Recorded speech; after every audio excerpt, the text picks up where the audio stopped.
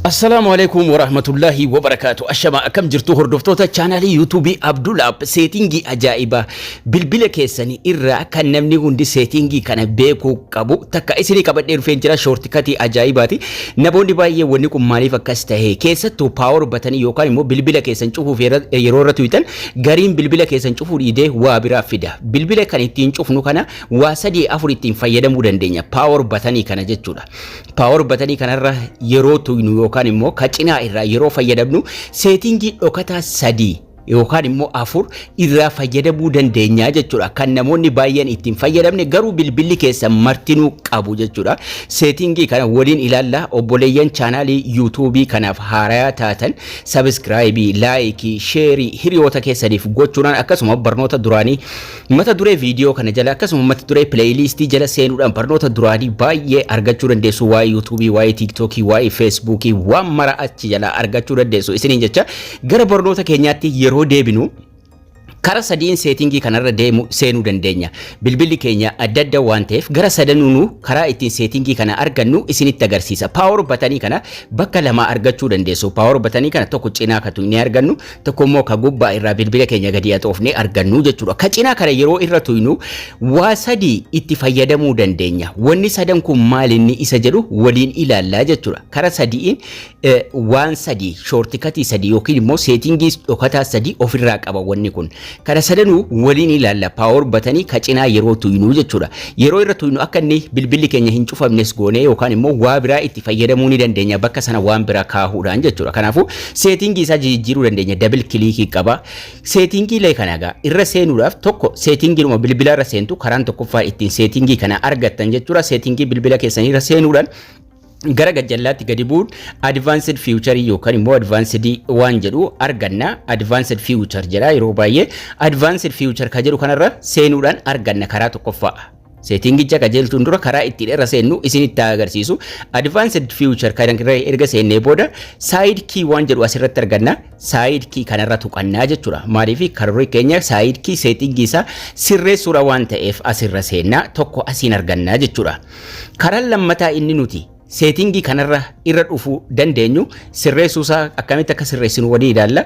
Karaan lammataa yoo advanced feature keessaa dhabdan seetingii dhumarra akka seentaniin booda mallattoo sarchii gubbaa jirtu kanarra tuqachuudhaan side key jettanii sarchii godhattu. Side key jettanii sarchii godhattu isiniif baasa. Jalqaba irratti isiniif dhufa. Side key kanarra tuqachuun gara fuula duraa adeemnaa jechuudha. Side key jettanii yeroo sarchii gootan haala kanaan side key jedhee isiniif baasa. Advanced feature keessa jira jedha. Ammallee irra tuqachuun gara fuula duraa yeroo deemnu ammallee bakkuma seetingii sirreessuuf deemaa jirru kana nu fidaa jechuudha. Karaan sadaffaan ittiin isin argattan power batanii kanarra tuytu. Ka bilbila keessan ittiin cuftanirra yeroo tokko yeroo isin tuytan jala isaatti side key setting jedhee nu fida. Side key setting ka jedhu kana tuquun irra seennaa jechuudha. Kanaafuu karaa sadan kanaan seetingii kana argachuu dandeessu jechuudha yoo bilbilli keessan hagamu adda adda ta'e. Egaan wanni nu irraa sirreessinu maal inni? Double pressiidhaa fi press and hold qaba. Double pressiin kan nuti yeroo lama tap goonu. Double press inni jedhamu kuni yeroo lama yoo tap goone maaltu nuuf banamuudha. Kan nuti tap goonu sun maal inni bakka irraa power cufnu kacinaa irraa argannu sana yeroo lama yoo daddaftanii tuytan maaltu habanamu? Kaameraan habanamu moo aappiin biraa habanamu? Fakkeenyaaf yoo cufaa ta'ee jiraate asirraa biluun kun yookaan gurraacha'ee yoo cufamee jiraate ni bantu jechuudha. Banuudhaan filannoo san filattu. Quick launch kaameraarra yoo keessan yeroo lama yoo daddaftanii bakka bilbilli keenya ittiin cufamu sanarra yoo tuytan power batanii isii kana jechuudha. Isii kana yoo daddaftanii tuytan maaltu banama? Kaameraan nu banamaa jechuudha. Kanaafuu kaameraa aappii isaa deemnee barbaadaa ooluu nurraa hin eegamu jechuudha. Garuu filannoo isa lammaffaarra yoo keessan fakkeenyaaf amma WhatsApp irra jira. Yoo yeroo lama daddafnee bakka power batanii sana tuttuqne maaltu nu dhufa? WhatsAppiin kallattiidhumaan nuuf banamaa jechuudha. Kanaafuu aappii WhatsAppii barbaadaa ooluun nurraan eegamu gonkumaa jechuudha. Yoo WhatsAppii hin barbaanne aappii biraa barbaanne mallattoon seetingii kun as jirti. Mallattoo seetingii sanarra tuqannaa aappii barbaaddan filattanii yeroo lama yeroo tuttuqe aappiin kun naaf banamu ka jedhu fakkeenyaaf Facebook irraa kaawwadhu. Facebook irra ergan kaawwadhee booda yeroo lama tap yeroon godhe ka cinaarraa kan moggaarra jiru jechuudha. Kan bakka kana jechuudha. Yeroo lama yeroo tap goone maaltu nu banama? kallattiidhumaan feesbuukiin nu banamaa jechuudha. Kanaafuu aappii feesbuukii barbaadaa ooluun nurraa hin eegamu jechuudha. Kanaafuu aappii barbaadaa fiddanii achi keessatti guuttachuudhaan yeroo lama yeroo isin taaptaappii tuqxan daddaftanii walirra yeroo lama ka paaworii cufu yookaan immoo ka bilbila keessan cufu sana yeroo lama yoo tuqxan aappii barbaadantu isinii banamaa jechuudha.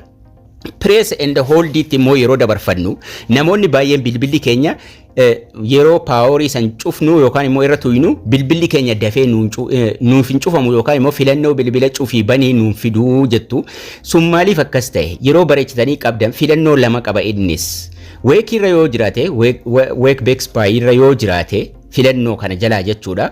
Yoo achirra jiraate bilbilli keessan filannoo cufii banii sana isiniif hin fiduu jechuudha. Kana jechuun maal jechuudha? Amma yoo bilbila kiyya bareechee bakka kana irra qabe maaltu banama? Week bexpire sanatu banama malee filannoon bilbila cufii banii jedhu sun hin dhufuu jechuudha. Kanaafuu maal gochuu qabdu? Power bataniin akka isiniif dhufu week bexpire kanarraa kaaftanii power off irra kaa'uu qabdu. Amma yoon irra qabe bareechee irra qabe week bexpire tu banama malee power off naaf hin dhufuu jechuudha. Kanaafuu namoonni yeroo isin achirra bareechitanii qabdan bilbilli keessan isinirraa hin cufamne press and hold kana jala power off menu irra kaa'uu qabdu jechuudha. Power off menu ka jedhu kun as jira isarra keessuu jechuudha filannocha. Yeroo isin isarra keessan amma yoo bareechine irra qabne jechuudha. Bakka power off irra yoo bareechine irra qabne maaltu nu dhufa?